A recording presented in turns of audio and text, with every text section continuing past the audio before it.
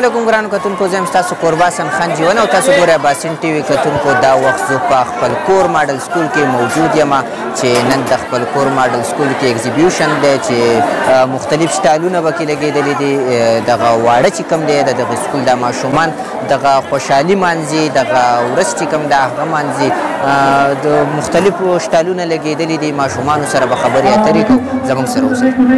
زما نوم دی اسرار الله. زه په خپل کور ماډل سکول کې په ټینس کلاس کې سبق وایم او په هر کال کې دا چې کوم دی ایگزیبیشن مناویږي او په دې کې چې هر قسم چې کوم دی سټوډنټ پریکټیکل په هغې کې چې کوم دی هغه سټډي کولی شي.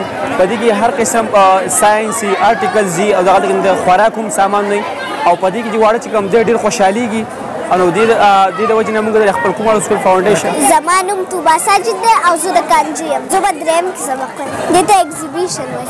دا دغه د سټایلونه جوړوي، د خوراک سټایلونه یې، د جامو سټایلونه یې او نور هم ډېر ښه ساینس سټایلونه یې، نور هم ډېر ښه سټایلونه یې لګېدلي. زما نوم فریال فاروق دی او زه د رحم آباد کلاس 3. زموږ د سکول نوم دی خپل کور ماډل سکول. موږ دا پیغام چې موږ دلته سبق ووایو او د سبق سره سره هنر هم زده کړو. زما نوم حبیبه سراج او د لنډۍ قسم. کلاس فسټ ګرین. کلچر د پخوانو خوراکونو، کجورې دي، ماسته دي، ورجلې دي، ویشله ده، یخني ده، دا سامان دي. ډاکټر حبیبه الرحمن الرحیم. زما نوم اختر علي دی او زه په خپل کور ماډل سکول کې ایز ایډمنسټریټر کار کوم. الحمدلله مونږ هر سال د خپل سټوډنټس لپاره دا ساينس آرټس اینڈ کلچر ایگزیبیشن مناوهو د 13 کال نه. زمونږ ماشومان چې دي هغه په دې کې ډېر زیات انټرست اخلي ځکه چې اکثر ماشومان په کلاسونو کې سبق، کتابونو کې سبق وایي خو پریکټیکلي هغوی څه نه ویني. نو دا هغوی له موږ یو موقع ورکوو چې هغوی په خپلو لاسو باندې دا څیزونه جوړ کړي چې د هغې نه را روان وخت کې هغوی ته فایده وي. د دې نه علاوه زموږ که تاسو وینئ دلته کې د پښتنو هغه کوم ثقافتي دغه چې دي هغه هم موږ دلته کې خلکو ته شو کوو.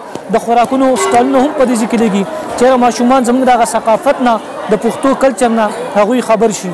نو زموږ ماشومان په دې کې ډېر زیاته دلچسپي لري او هغه دې ورځ انتظار کوي چې کله به دا ورځ راشي چې موږ په هغې کې د خپل فن هغه مظاهره پکې کوو. نو الحمدلله دا ډېره خوشحالي خبر ده چې نن زموږ د ماشومان دپاره موږ هغه پروګرام چې دی هغه منعقد کړی دی او همدې لپاره موږ کوشش کوو چې د دې نه ښه پروګرامونه ماشومان دپاره منعقد کړو ځکه چې هغه ډېر زیات خوشحالېږي او انشاءالله چې آینده وخت کې به زموږ ماشومان د دې نه ډېره زیاته فایده اخلي. خپل کور کوم زموږ اداره چې دا فاونډیشن د دې آغاز چې دی هغه د 1996 نه شوی دی.